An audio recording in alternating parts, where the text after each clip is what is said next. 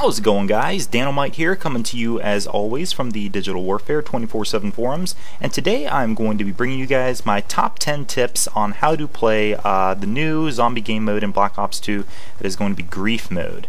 So to kick things off here, I'd like to sort of talk a little bit about the basics. Are you kidding me? This guy again? Come on. Hello? Hello? Richtofen? Come on, dude. I told you I was going to be recording a commentary this evening. Oh, I see how it is. So you think that you're more qualified to talk about Grief than I am. That's right, huh? Well, I'll tell you what, buddy. How about you at least introduce the game mode to us, and then I'll take over from there, and then maybe you can stop bugging me and I can finish up this commentary. It sound good? Yeah? Alrighty, I'll talk to you later, man. We will work together against the zombies, yeah? Co-op time! So much fun! Wunderbar! You're on two teams and only one team makes it out alive, so... Dude, people are playing so slow. Okay, so thank you guys so much for tolerating that very rude and unintended interruption. And now we're going to move on and actually talk a little bit about some of the tips that I have for you guys on how to play Grief mode, how to take advantage of what this game has to offer. Now, first of all, I'm going to start off with some more sort of generalized tips and move into more specific. So the first tip, and you can't really get any more generalized than this, is you're probably wondering, is there any way you can attack the other team that you're playing against? And my answer to you there is sort of. So what you can do is you can actually knife your opponent, and that will actually move them away from you slightly. Now, there are several ways you can use this to your advantage. First of all, there are lava zones all over the map. You can knife them and try to push them into that. Usually you need a couple of people to get together and sort of try to trap them on top of a lava zone to down them. Also, if an opponent is trying to repair windows, especially early on when those points are crucial, you can knock them away from those. Most importantly, though, is that if someone is trying to revive a teammate, if you knife them, it'll break their revive and they actually won't be able to get it off. Now, finally, there's another thing you can do, which is if someone is trying to pack a punch or get a mystery box item, if you get enough people continually knifing them away from you, then you're probably going to be able to deny that from them. So there's another good option that you have there. Now, my second tip is going to be actually a counter to something I mentioned in the first tip, which is that if someone's trying to knife you while you are reviving, you can actually get off the revive pretty much flawlessly if you revive from a prone position. When your enemies knife you, it won't actually move you, and you'll still be able to get the revive off. So that is another very important thing to consider. Moving on to my third perk, it's very important in this game to pick up power-ups as soon as possible. Those of you who are familiar with the standard zombies mode, like survival mode, know that a lot of power-ups, if you time them, you get better use out of them. Like if you let everyone reload before you pick up a max ammo, or if you let everyone switch to their low damage, high rate of fire weapons, or get ready to knife if there's an insta-kill.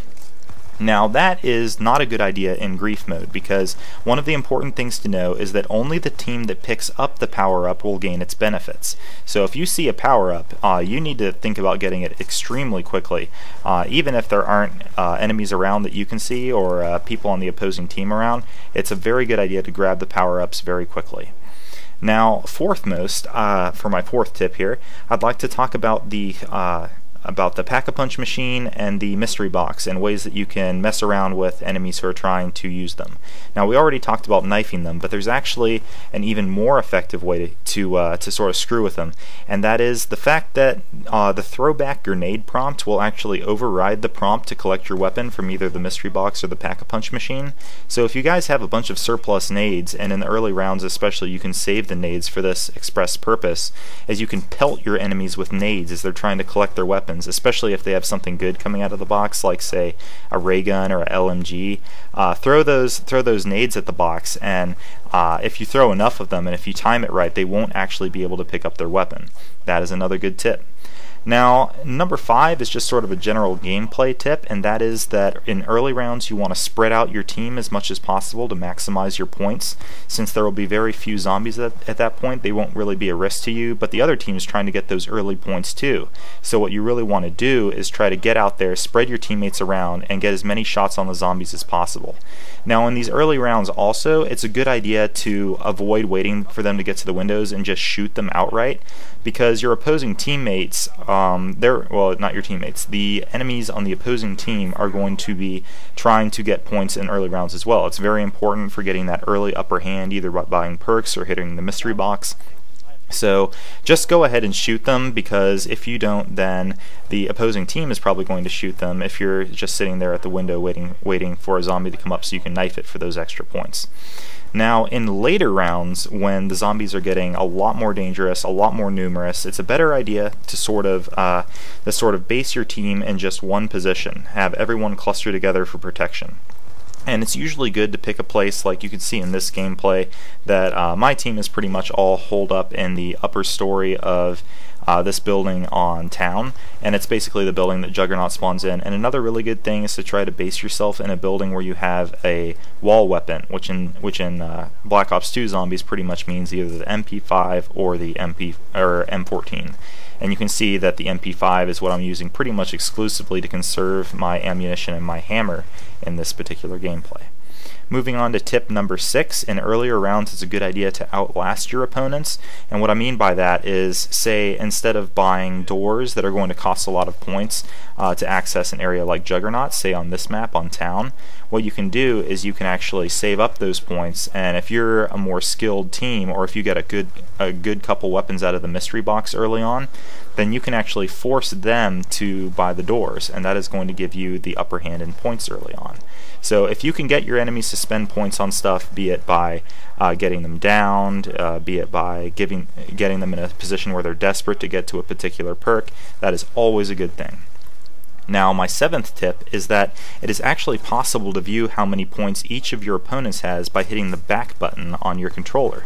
Now you can really use this to your advantage. Say if you see all of your opponents are around 3,000 points and the door to Juggernaut on this particular map is not yet open. In that case, you can expect them to be making a push soon, because they're all going to be able to buy that perk soon. Another thing you can look out for is if an opponent is getting close to 5,000 points, you can start looking at maybe throwing grenades at the Pack-a-Punch machine, or trying to distract that opponent away from the Pack-a-Punch machine and try to get him to either lose his weapon or not be able to Pack-a-Punch at all.